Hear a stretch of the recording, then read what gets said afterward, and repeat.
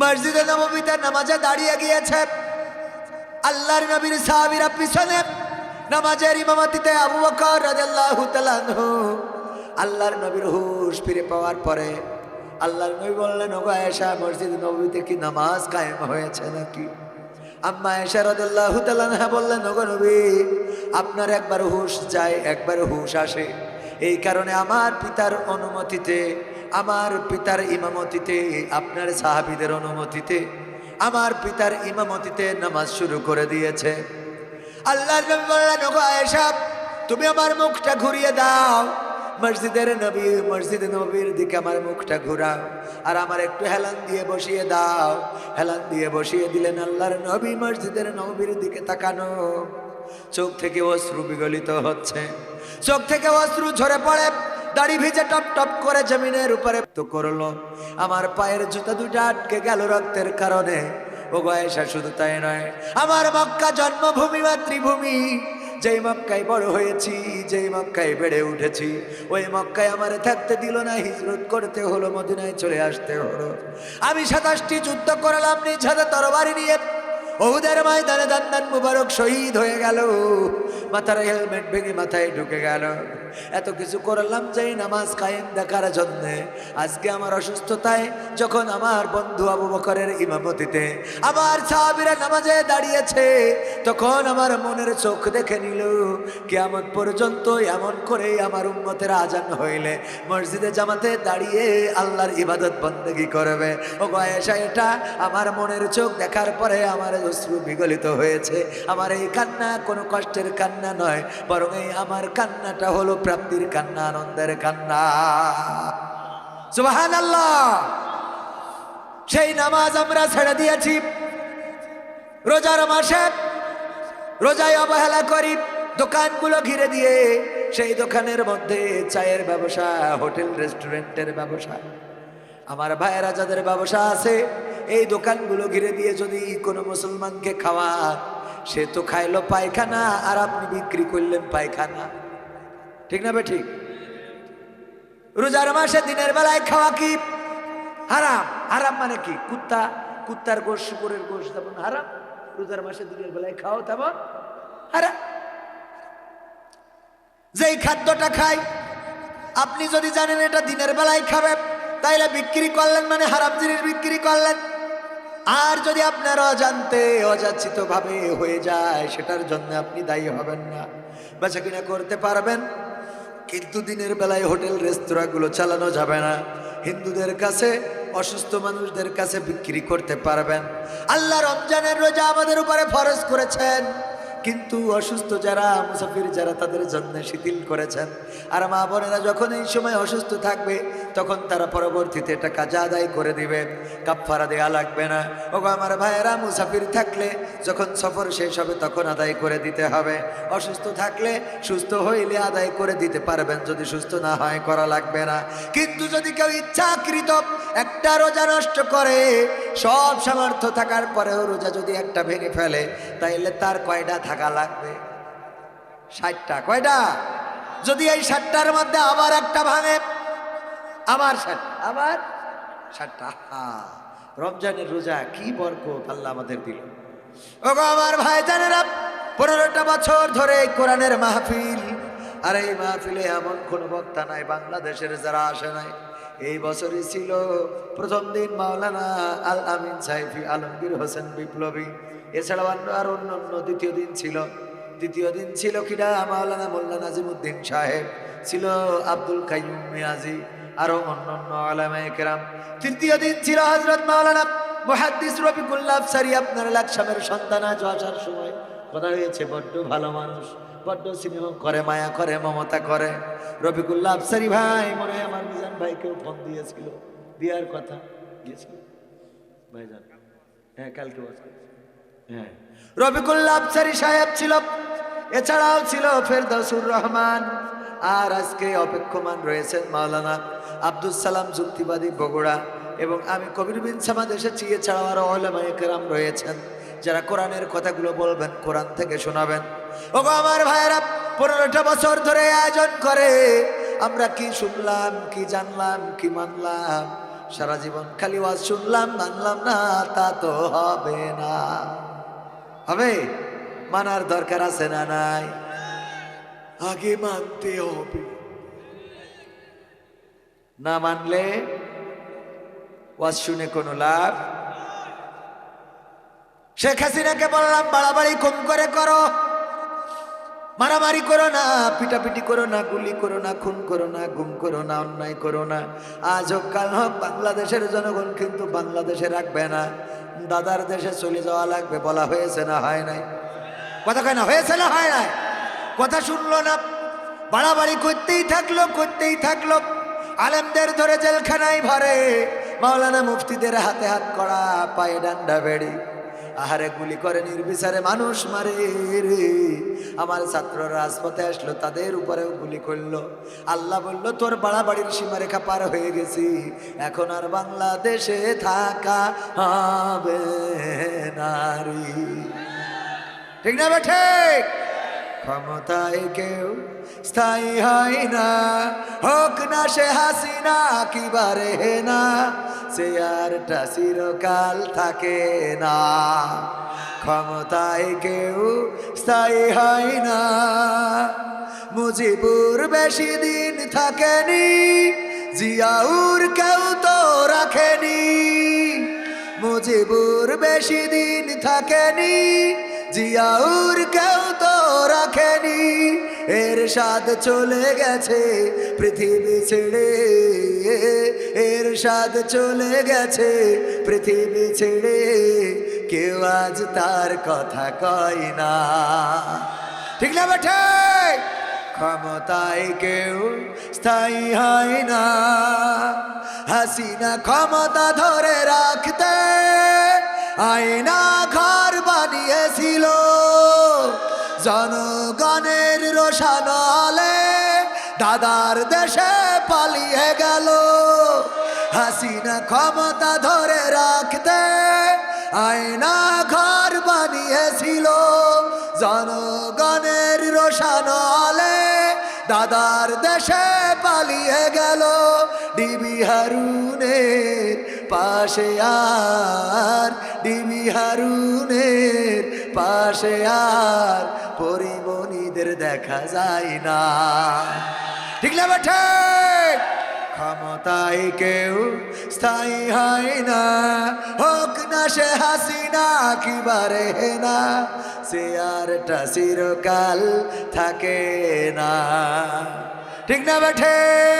এই কথা কেন বললাম? 16টা বছর, প্রায় 17 বছর ক্ষমতা ধরে থাকলো। কত করে বললাম ভুল কাজ আর করো না, মানুষরে মায়েরো না, জেলে ভরো না, আলেম ওলামাদের সাথে বেয়াদবি করো না, বেইজ্জতি করো না, কোরআনের মাহফিল বন্ধ করো না। না, আমাদের আজ শুনলো না, শুনলো না। আর বিনিময়ে এখন দাদার দে এসে আসে রে। তেমনি ভাবে এই গ্রামের মানুষ 15টা বছর ধরে ওয়াজ শোনানো হয়।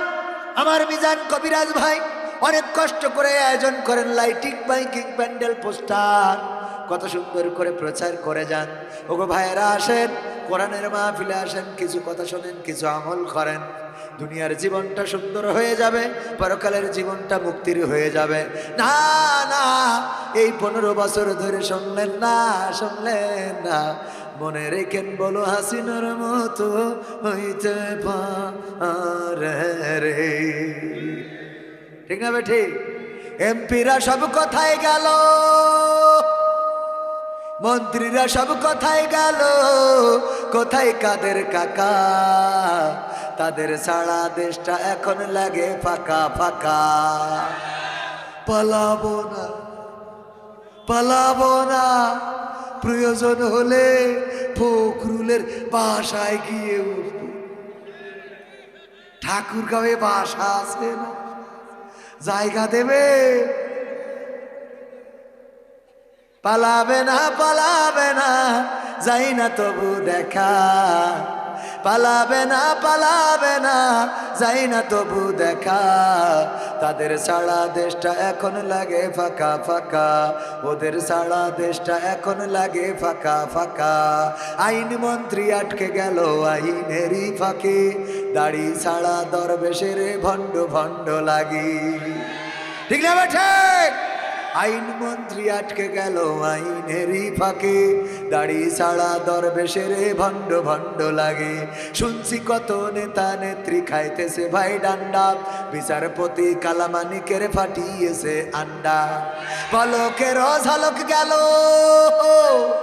পলকের ঝলক গেল থামিয়ে নেটের চাকা তাদের সারা দেশটা এখন লাগে ফাঁকা ফাঁকা ওদের সারা দেশটা এখন লাগে ফাঁকা ফাঁকা কই গেল সেই সংসদেতে মমতাজের গান কোথায় গেল হযরত বলা স্বামী ওসমান খেলা হবে কই গেল সেই সংসদেতে মমতাজের গান কোথায় গেল হযরত বলা স্বামী ওসমান ইনু মেনন্দি পুমনি আছে কারাগারে বাপ করিলেও পাপ কখনো ছাড়ে কি আর তারে কোথায় গেল স্পিকারের কোথায় গেল স্পিকারের দৃষ্টি আঁকা বাঁকা তাদের সারা দেশটা এখন লাগে ফাঁকা ফাঁকা কোথায় গেল আরাফাত আর ব্যারিস্টার সুমন কথা বলার সময় তারা করে নিয়োজন ঠিক না বেঠে কোথায় গেল লুটাস কামাল ব্যারিস্টার সুমন কথা বলার সময় তারা করে নিয়োজন মুরগি কবির খাইছে ধরা জাফর কোথায় আছে গোপনে কি সেও গেল মোদি দাদুর কাছে কোথায় গেল সালমের কোথায় গেল সালমের কাড়ি কাড়ি টাকা তাদের সারা দেশটা এখন লাগে ফাঁকা লাগে না বড্ড ফাঁকা ফাঁকা লাগে আরে টেলিভিশন খুললে আমরা শুনতে পারতাম কেমন করে কুমড়ো দিয়ে বেগুনি ভাজতে হয় কুমড়ো দিয়েও যে বেগুনি বানানো যায় এইটাই আমরা টেলিভিশনে শিখেছি ইলাম রে ঠিক না বেঠে এরপরে আমরা শিখলাম কেমন করে কাঁচামরিচ শুকায় রাখলে বর্ষাকালে ওইটা আবার ফ্রিজ থেকে বের করে পানিতে দিলে জ্যান্ত হয়ে যায় ঠিক না বে ঠিক তারপরে আমরা আরো কি শিখলাম আরো শিখলাম কেমন করে কাঁঠাল দিয়ে বার্গার বানাইতে হয় কথা কয় না ভারতে আমার দাদা বাবুরা কান্নাকাটি করে গো আমাদের পেঁয়াজ আর বিক্রি হচ্ছে না দাদা অনেক কষ্টে আছি আমাদের পেঁয়াজের দাম কমে গেছে বাংলাদেশ যদি আমাদের পেঁয়াজ নিত তাহলে তো আমরা বেশি দামে বেচতে পারতাম দাদা হ্যাঁ বেশি দামে বেচতে পারতাম বাংলাদেশে তো পেঁয়াজ দিতে দিচ্ছে না আমাদের মোদি সরকার বাংলাদেশে এখন পেঁয়াজ দিচ্ছে না আমরা বিপদে আছি দাদা বিপদে আছে না নাই আমি বললাম বিপদ তো হবে কারণ আমাদের পেঁয়াজ লাগবে না আমাদের নেত্রী কেমন করে পেঁয়াজ ছাড়া রান্না করতে শিখাইছে ঠিক না বেটে পেঁয়াজ ছাড়া রান্না কেমনে করালা আগে রে সেইটা আমাদের নেত্রী শিখাই তারপর ওই পারে গেছে দাদারা তোমরা গরু দিতে চাও না আমাদের লাগবে না কারণ কাঁঠাল দিয়ে আমরা গোশতের অভাব পূরণ করতে পারি যদি সৌদি আরব বলে আমরা খুরমা দেব না আমাদের লাগবে না কারণ আমরা বড়ই দিয়ে ইফতার করতে পারি ঠিক না বেটে সব শিখাছে আমার ভাই জানেরা কলিজার টুকরারা এই কথা কেন বললাম প্রথমেই আমি যে কোরআনের সূরা সফের 2 এবং 3 নম্বর আয়াত তেলাওয়াত করেছি এই আয়াতে এই কথার সাথে মিল আছে আল্লাহ রাব্বুল আলামিন বললেন ইয়া আইয়ুহাল্লাযীনা আমানু লিমা তাকুলুনা মা লা তাফআলুন ওগো ঈমানদাররা এমন কোন কথা বলো না যা তোমরা কাজে পরিণত করো না পরের আয়াতে বলছেন কাবুরা মাকতান ইনদাল্লাহি আন তাকুলু মা লা তাফআলুন আমার আল্লাহ বলছেন আল্লাহর কাছে এটা অত্যন্ত পছন্দের অত্যন্ত ঘৃণার অত্যন্ত ক্রোধের অত্যন্ত রাগের যে তোমরা মুখে যা বলো কাজে তা করো না ওগো আমার ভাইয়েরা কথাটা কার কোন সূরায় সূরা সফ কোন সূরা? আয়াত নম্বর কত? 2 এবং 3 নম্বর আয়াত। এই সূরাটা মাদানী সূরা। মাদানী আর মাক্কি সূরার পার্থক্য কি আমরা জানি? কি বলেন একজন? মাদানী আর মাক্কি সূরার পার্থক্য কি? হ্যাঁ, হিজরতের পূর্বে যে নাজিল হয়েছে তা মাক্কি। হ্যাঁ, এইটা হলো সঠিক উত্তর। আমার ভাইজান মাদ্রাসায় পড়ে, এই জন্য বলতে পারলো। সুতরাং মাদ্রাসায় ছেলে দেওয়ার দরকার আছে না নাই? কোন মাদ্রাসার ছাত্র ভাই আমার? হ্যাঁ, আনসারিয়া কমপ্লেক্সের ছাত্র। আমার ভাইজান মাদ্রাসায় পড়া থাকার কারণে খুব সহজেই বলে দিতে পারলেন। আমরা অনেকেই মনে করি মক্কায় যেটা নাজিল হয়েছে সেটা মাক্কি সূরা, আর মদিনায় যেটা নাজিল হয়েছে সেটা মাদানী। ঠিক না বেটি? কিন্তু না, আসলে মক্কায় মদিনায় মূল কথা নয়। যেটা হিজরতের পূর্বে নাজিল হয়েছে সব মাক্কি সূরা, আর যা হিজরতের পরে নাজিল হয়েছে সব মাদানী। মনে থাকবে? সূরা সব মাদানী সূরা। সূরাটার বিষয়বস্তু প্রেক্ষাপট লক্ষ্য করলে বোঝা যায় উহুদের যুদ্ধের আগে পরে, উহুদের যুদ্ধের পরেই এই সূরাটা নাজিল হয়েছে। আল্লাহ রাব্বুল আলামিন এই সূরায় শক্ত নরম কথা সব কথা বলেছেন। আল্লাহ দিকে সুন্দর করে বললেন, ওগো ঈমানদারেরা, তোমরা এমন কথা বলো না যা তোমরা কাজে পরিণত করো না। উহুদের যুদ্ধে যখন রাসূল যুদ্ধের জন্য ডাক দিলেন, চলো আমার সাহাবীরা, সেই সময় যুদ্ধে আল্লাহ রাসূলের সহযোগী ছিল কতজন? কতজন? কতজন? উহুদের যুদ্ধে 700 আগে 1000, 700 আগে 1000 জন সাহাবী আল্লাহর নবীর সাথে যুদ্ধের ময়দানে রওনা দিল। পথিমধ্যে আব্দুল্লাহ ইবনে উবাই, মুনাফিকদের সর্দার, সে বুঝাইলো, চলো আমরা যুদ্ধে না যেয়ে বরং মসজিদে যেয়ে দোয়া করবো, মসজিদে যেয়ে আমরা হাত তুলে আল্লাহর কাছে কাটাকাটি করব। এই কথা বলার কারণে 300 জন কেটে চলে এসেছিল। কতজন কেটে চলে আসলো? 300 জন। আল্লাহ হয়তো বা তাদেরকেই লক্ষ্য করে বলছেন, ও ঈমানদারেরা, এমন কথা কেন বলো যা তোমরা কাজে করো না? কারণ তোমরা আল্লাহর নবীর হাতকে শক্তিশালী করতে চেয়েছিলে, তোমরা যুদ্ধের ময়দানে যেতে চেয়েছিলে, তোমরা আল্লাহর রাসূলের পাশে থাকতে চেয়েছিলে, কিন্তু তোমরা সেটা করলে না। কাবুরা মাকতান ইনদাল্লাহি আন তাকুলু মা লা তাফআলুন। আল্লাহ এটাই অত্যন্ত রাগ করেছে, আল্লাহর কাছে এটা অত্যন্ত অপছন্দের, অত্যন্ত ঘৃণার, অত্যন্ত ক্রোধের, যে তোমরা মুখে যা বলো কাজে তা পরিণত করো না। পরের আয়াতে আল্লাহ বলেছেন, ইন্নাল্লাহা ইউহিব্বুল্লাযীনা ইউকাতিলুনা ফী সাবিলিহি সাফফান কাআন্নাহুম বুনয়ানুম মারসুস। আমার আল্লাহ বললেন, নিশ্চয় আল্লাহ তাদেরকে ভালোবাসে যারা সীসা কালনে প্রাচীরের নাই আল্লাহর পথে লড়াই করে, সংগ্রাম করে। আল্লাহ তাদেরকে ভালোবাসে। সবাই জোরে জোরে বলেন সুবহানাল্লাহ। আল্লাহ তাআলা ভালোবাসে কাদেরকে? যাদের কথা কাজে মিল আছে এবং আল্লাহর পথে সীসা গালানো প্রাচীরের নাই লড়াই করে, সংগ্রাম করে, তাদেরকে ভালোবাসেন কে? সে আল্লাহর ভালোবাসার দরকার আছে না নাই? আমরা আল্লাহর পাগল হওয়ার দরকার আছে না নাই? আমরা কার পাগল হব? সবাই বলেন কার? আল্লাহর পাগল যারা হয়েছে আল্লাহকে তারা পেয়েছে, আল্লাহর পাগল যারা হয় নাই আল্লাহকে তারা পায় নাই। আল্লাহর পাগল ছিল আদম আলাইহিস সালাম। বছরের পর বছর কান্নাকাটি করলেও আল্লাহ জান্নাতে আবার ফিরিয়ে নিয়েছে না নাই? ফিরিয়ে নিল। আল্লাহর পাগল ছিল মুসা, নদীর কিনারায় আটকে গেল, পার করে নিলেন।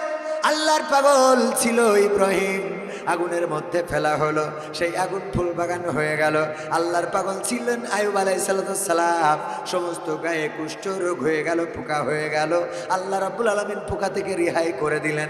আল্লাহর পাগল ছিল নূহ আলাইহিস সালাম, সব দুনিয়াটাই ডুবে গেল, শুধুমাত্র নূহ আলাইহিস সালাম এবং তার অনুগত সাহাবীরা ওই নৌকার মধ্যে ভাসমান থাকলো।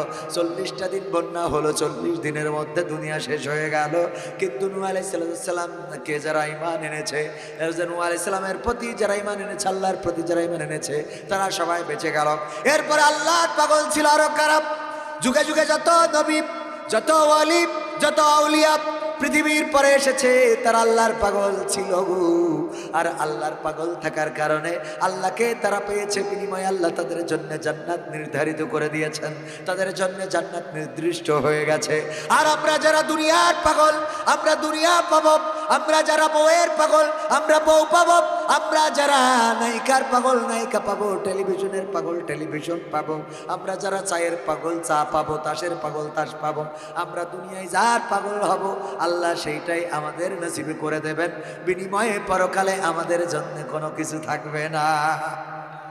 বিশ্বনবীর কাছে খবর আসলো, ও গো বিশ্বনবী, মদিনায় হিজরত করার পরে মদিনার মুহাজির সাহাবীরা, মদিনার আনসার সাহাবীরা, মুহাজির সাহাবীদের যারা হিজরত করেছে, মুহাজির সাহাবী তাদের সম্পদে এতটাই ভাগ দিচ্ছেন যে আপন মায়ের পেটের ভাই যেমন অর্ধেক সম্পত্তি পায়, আনসাররা তেমন ভাবে ভাগ দিয়ে দিচ্ছেন যে আমার 10 বিঘা জমি ছিল, 5 বিঘা আমার মক্কার মুসলমানের এক ভাইয়ের জন্য দিয়ে দিলাম, সুবহানাল্লাহ। আমার ভাইয়ের জন্য আমি 5 বিঘা দিয়ে দিলাম, আমার 4টা খেজুরের বাগান, আমার মুহাজির ভাই যিনি মক্কা থেকে এসেছে তার জন্য 2টা বাগান আমি ওয়াকফ করে দিলাম, আমার ব্যাংকে এতগুলো টাকা আছে আমি অর্ধেক অমুককে দিয়ে দিলাম, আমার স্ত্রী আছে 2 জন আমি একজনকে তালাক দিয়ে দিলাম, আমার স্ত্রীকে আমার ভাই বিয়ে করুক। চিন্তা করতে পারেন কত ত্যাগ, স্ত্রীকে পর্যন্ত তালাক দিয়েছে যে আমার 2টা স্ত্রী আছে, একটা তালাক দিলাম আমার ভাইয়ের জন্য। স্ত্রীকে বলে দিল আমি তোমাকে তালাক দিচ্ছি এই জন্য যে আমার মক্কা থেকে মুহাজির সাহাবী যারা কষ্ট করে এসেছে তাদের বিয়ের জন্য তোমাকে তালাক দিলাম। এমনি ভাবে মুহাজির সাহাবীরা সহযোগিতা করলেন। এটা যখন আনসার সাহাবীরা সহযোগিতা করলেন, এটা যখন মক্কায় প্রচার হয়ে গেল, তখন অনেকেই জায়গা জমি নেওয়ার জন্য, বিয়ে করার জন্য তাড়াতাড়ি করে মক্কা থেকে মুসলমান হয়ে মদিনায় আসতে লাগলো। আল্লাহর নবীর কাছে খবর আসলো, বিশ্ব নবী এতদিন যাদের দাওয়াত দিয়েছেন তারা তো দাওয়াত আনে নাই, বরং আপনাকে মক্কা ছাড়া করেছে, মক্কা থেকে বিতাড়িত করেছে। এই লোকগুলোই আবার এখন মুসলমান হয়ে মদিনায় আসে, কারণ তাদের উদ্দেশ্য হলো এই মদিনায় অর্থ সম্পদের মালিক হওয়া এবং সুন্দরী নারীদের মালিক হওয়া। আল্লাহর নবী বললেন, বিশ্ব নবী বললেন, শুনে নাও আমার সাহাবীরা, যার হিজরত যেই জন্যে সে সেটাই পাবে, যদি কেউ জমির জন্য আসে, নারীর জন্য আসে, সেটাই পাবে, পরকালে তার কোনো কিছু অবশিষ্ট থাকবে না। সুতরাং আমাদের হিজরত হবে কার জন্যে? আমাদের সহযোগিতা কার জন্যে? আমরা সব কিছু আল্লাহর জন্য করতে রাজি আছি না নাই? কারা কারা রাজি? 2টি হাত দেখতে চায়। নারায়ে তাকবীর, লিল্লাহি তাকবীর। আল কোরআনের আলো, আল হাদিসের আলো, আমার নেতা তোমার নেতা, নারায়ে তাকবীর। আল্লাহর জন্য নিবেদিত হতে হবে। রাজি আছেন না নাই? আছেন? পরীক্ষা কি নেব? পরীক্ষা করব? করব। পরীক্ষা যদি করি অনেকেই বেকায়দায় পড়ে যেতে পারেন। লাইলি আর মজনু 2 জনে প্রেম করেছে, এ জানা আছে না নাই? লাইলি আর মজনু 2 জনের প্রেম, এত ভালোবাসা। ও প্রিয়া, ও প্রিয়া তুমি কোথায়? তোমার দেখার জন্য আমি আসতেছি। লাইলির বাড়ির সামনে মজনু বসে আছে। মজনুরে দেখবে, লাইলিরে দেখবে মজনু লাইলির গেটের সামনে বসা। লাইলি তো দেখা দেয় না, প্রতিদিন 1 গ্লাস করে দুধ পাঠিয়ে দেয়, নিয়ে যাও আমার মজনুরে খাওয়াবা। এই দুধ দেখে আমার মিজান কবিরাজ ভাই চিন্তা করলো, ফ্রিতে যখন দুধ, আমিও লাইলির মজনু বলে গেটের সামনে বসেছি।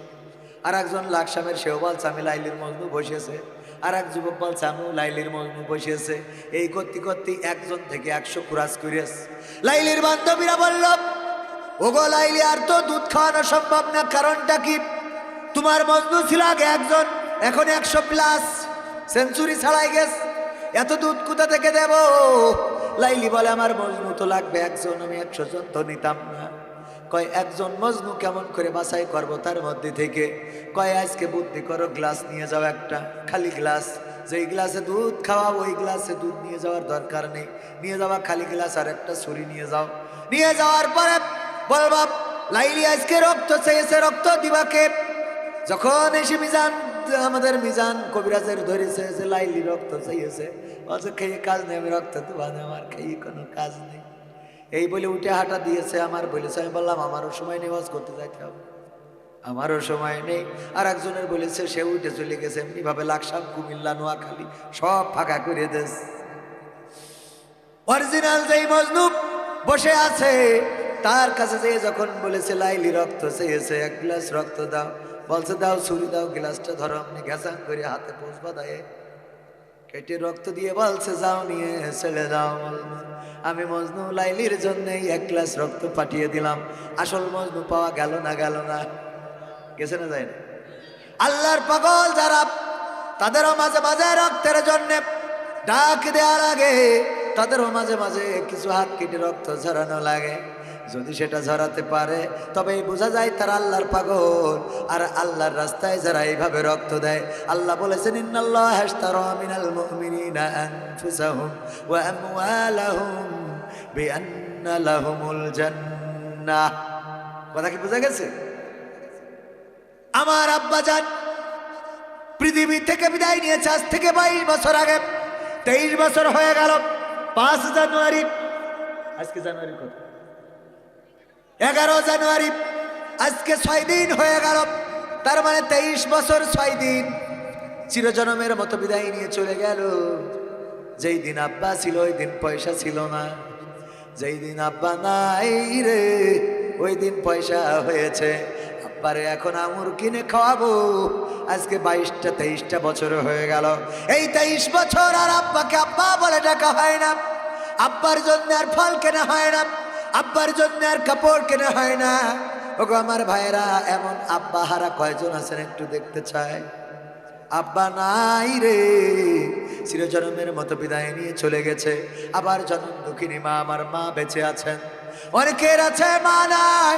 জনম দুঃখিনী মা কত কষ্ট করে গর্ভে ধারণ করলেন, প্রসব যন্ত্রণা সহ্য করলেন, দুনিয়ায় আনলেন।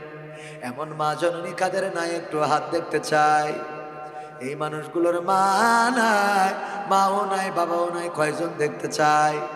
মাও নাই, বাবাও নাই, আরো কিছু লোক সব মিলাইয়ে আমাদের ভাইজান মাও নাই, বাবাও নাই। অনেকের মা আছে, বাবা নাই, অনেকের বাবা আছে, মা নাই। ওই মা যদি বেঁচে থাকতেন, মায়ের জন্য কিছু ফল কিনতে হতো, আপেল আঙুর কিনতে হতো, কাপড় কিনতে হতো। আজ আপনাদের কাছে একটু দাবি জানাবো, এই 15তম তাফসিরুল কোরআন মাহফিল, 3 দিন ব্যাপী এই মাহফিলের অনেক খরচ মায়ের জন্যে, বাবার নামে, মায়ের নামে 5,000, 10,000, 1,000, 2,000, 3,000 টাকা দেওয়ার মতো কোন আল্লাহর বান্দা আছেন নাকি? আমি আগে কিছু দিয়ে দিতে চাই আমার আব্বার জন্যে। আমার ভাইজানেরা যে যা পারবেন 500, 1,000, 2,000 টাকা আমি আপনাদের কাছে একটু হাত বাড়ালাম, নগদে অথবা বাকিতে, যে যেভাবে পারেন নিয়ে না আসলে আমি ব্যক্তিগতভাবে এই মাহফিলের জন্য আমার আব্বা চিরজনমের মতো বিদায় নিয়েছে, আব্বার নামে 500 টাকা দান করলাম। আল্লাহ আমার আব্বার কবরকে জান্নাতের বাগান বানাও, আল্লাহ মাফ করে দাও, কবরে তুমি সুখে শান্তিতে রাখো, আল্লাহ পরকালে জান্নাতের সিঁড়িতে সাক্ষাৎ করাই দিও, বলেন আমি। মা নাই, মা জননী মন কি মন টন কি টন মাটি বুকে নিয়ে শুয়ে আছে। কোন আল্লাহর বান্দা আছেন ওই মায়ের জন্য 1,000 টাকা, 2,000 টাকা, 3,000, 5,000 টাকা দেওয়ার মতো যদি কেউ থাকেন, আমি মুসাফির মানুষ, দোয়া করে দেব। আল্লাহ রাব্বুল আলামিন চাইলে আমার দোয়া কবুল করতে পারে গো। আল্লাহ চাইলে মুসাফিরের দোয়া কবুল হয় না, হয় না। কোন আল্লাহর বান্দা আছেন আমি নাম ধরে দোয়া করব? ভাইয়ের আমার সময় বড় অল্প, আমার যুবকেরা, তরুণেরা, কিশোরেরা, আমার ছাত্ররা, যে যা পারো যদি একটু এসে দান করে যাও। কোরআনের মাহফিল কে আয়োজন করেছে এটা বড় কথা নয়, মাহফিলটা কার? মাহফিলটা কার? আল্লাহ তার কোরআনের মাহফিল। এখানে আল্লাহর কথা বলা হয়, নবীর কথা বলা হয়। ভাইয়েরা আমার 15তম মাহফিল 16তম হবে, এক সময় 100তম হবে। আমরা অনেকেই থাকবো না, চিরজনমের মতো বিদায় নিয়ে চলে যাব। বিয়ের নাম আব্দুল কাদের সাহেব অসুস্থ, আল্লাহ 500 টাকা করলো দান। আল্লাহ বাড়িয়ে দাও সম্মান, সুস্থতা দান করে দাও, নেখায়াত দান করে দাও। আপনজন যারা কবরে, কবরগুলো ক্ষমা করে দাও। ওগো আল্লাহ, এই দুনিয়া ছেড়ে যারা ছিল জনমের মতো বিদায় নিয়েছে, কবরগুলো মাফ করে দাও, জান্নাতের সিঁড়িতে দেখা করায় দাও। আল্লাহ ব্যবসা বাণিজ্য থাকলে বরকত ঢেলে দাও। আল্লাহ তুমি মনের নেক মাকসাদ গুলো পুরা করে দাও। আর কোন আল্লাহর বান্দা আছেন 500, 1000, 2000, তাড়াতাড়ি আমাদের বক্তা চলে আসবেন, তাড়াতাড়ি করে। কুমিল্লার মানুষ তো এমন নয়, কুমিল্লার মানুষের দানের হাতটা বড়। দেখেন আমার একজন যুবক মানুষ, নাম কি শুনেন? মোহাম্মদ নাসির উদ্দিন ভাই, যুবক মানুষ, 500 টাকা করলো দান। আল্লাহ বাড়িয়ে দাও, সম্মান নেই খায়া দিয়ে দাও, মনের স্বপ্ন পুরা করে দাও। আপনজনদের কবুল করে নাও চিরজনমের মতো। যারা কবরে ঘুমিয়ে আছে আল্লাহ কবর গুলো রিয়াজুল জান্নাতে পরিণত করে দাও, বলেন আমি। আর কেউ আছেন 500, 1000, ব্যবসা আছে, সন্তান আছে, 500, 1000, 2000 টাকা আমারই কিছু নয়, আপনার মুসিবত দূর হয়ে যাবে। একটু হাসপাতালে গেলে ডাক্তারদের নাম কিছু। মোহাম্মদ শাহজালাল, শাহজালাল আন্তর্জাতিক বিমানবন্দর আছে না নাই? আল্লাহর ওলি ছিলেন। আল্লাহ রাব্বুল আলামিন তুমি দয়া করে আমার শাহজালাল ভাইকে হযরত শাহজালাল রাহিমাহুল্লাহর সাথে কবুল করে নাও। আল্লাহ নেখায়াত দিয়ে দাও, পরিবার, সন্তান, সন্ততিদেরকে কবুল করো। আল্লাহ আপনজন যারা কবরে, কবরগুলো ক্ষমা করে দাও। আমার শাহজালাল ভাইয়ের নেক মাকসাদ পুরা করে দাও। ব্যবসা থাকলে বরকত ঢেলে দাও। ওগো আল্লাহ, ঋণ থাকলে পরিশোধ করে দাও। তোমার যে বান্দারা দান করছে আল্লাহ তুমি তাদের দানের ওসিলায় রিজিকে বরকত ঢেলে দাও, বলেন আমি। আর কেউ তাড়াতাড়ি করে 500, 1000 টাকার নোট একজনও পাইলাম না। 1000 টাকার নোট, 500 টাকার নোট তো পাইলা। এই কুমিল্লায় কি 1000 টাকার নোট নাই? 1000 টাকার নোট দিতে পারবেন? 500 টাকা নোট নাই, খুচরাও দেন, তাও কোনো অসুবিধা নাই। আছেন কোন আল্লাহর বান্দা রাস্তায় দাঁড়ানো, বাজারে মাইকে যারা আওয়াজ শুনছেন, আমার ভাইয়েরা এসে দিয়ে যেতে পারেন। মুসাফির মানুষ, আল্লাহ চাইলে আমার দোয়া কবুল করে নিয়ে বরকত দিয়ে দিতে পারে। আর আমার দোয়া যদি কবুল নাও করে, এখানে অনেকেই আছেন যাদের দোয়া আল্লাহর কাছে অত্যন্ত পছন্দের, মুস্তাজাবুদ দাওয়া বলে অনেকেই আছেন যাদের দোয়া আল্লাহ কবুল করেন। এরকম মানুষ আছে না নাই? তাহাজ্জুদের নামাজ কাজা হয় না, এমন অনেকেই আছেন, তাদের হাত আল্লাহ ফিরাবেন না। কোন আল্লাহর বান্দা আছেন? আমার মিজান ভাই অনেক বড় ভালো মানুষ। আমি এমন মানুষটার যেন কষ্টে না পড়ে, এই মাহফিল যেন ক্ষতিগ্রস্ত না হয়, তার জন্য একটু হাত বাড়ালাম আপনাদের কাছে। আমার ভাইজান বসে আছেন, আছেন কোন আল্লাহর বান্দা 500, 1000 টাকা দিবেন? নাই? ওই যার একজন ছোট্ট বাচ্চা শিশুর হাত দিয়ে মোহাম্মদ আব্দুল্লাহ, ছোট্ট বাচ্চা শিশু, বাবা হয়তো পাঠিয়ে দিয়েছে 500 টাকা। আল্লাহ দানকে কবুল করে নাও। এই শিশুটাকে তুমি কোরআনের খাদেম হিসাবে কবুল করে নাও। আল্লাহ তুমি তার নেখায়াত দান করে দাও। আল্লাহ এই সন্তান যেন পিতামাতার নাজাতের ওসিলা হতে পারে, সেই তৌফিক দান করে দাও। আমার আর একজন যুবক ভাই, নাম কি শোনায় আমার? মোহাম্মদ জাকির হোসেন, পিতামাতা, দাদা দাদি, নানা নানি, আপনজন যারা পৃথিবীতে নাই, আল্লাহ তুমি তাদের ক্ষমা করো। যারা বেঁচে আছে খায়াত দান করো। একজন সুদর্শন যুবক, আল্লাহ কত সুন্দর সুন্দর চেহারার মানুষ, আল্লাহ তুমি তার দানকে কবুল করে নিয়ে রিজিকে বরকত ঢেলে দাও। আল্লাহ মনের নেক মাকসাদ পুরা করে দাও। ওগো আল্লাহ, পরকালের ময়দানে আমলনামাটা ডান হাতে দিয়ে দিও। তোমার নবীর সুপারিশ যেন পেয়ে যেতে পারে তৌফিক দান করে দিও। আল্লাহ দানের ওসিলায় তুমি দুনিয়ার সকল মুসিবত মুক্ত করে দাও। আর কোন আল্লাহর বান্দা অতি তাড়াতাড়ি বক্তা আসার আগে দেওয়ার মতো 500, 1000 আপনাদের কাছে মরি বেশি চাই নাই, 200, 300 যে যা দিবেন তাড়াতাড়ি করে দিতে পারেন।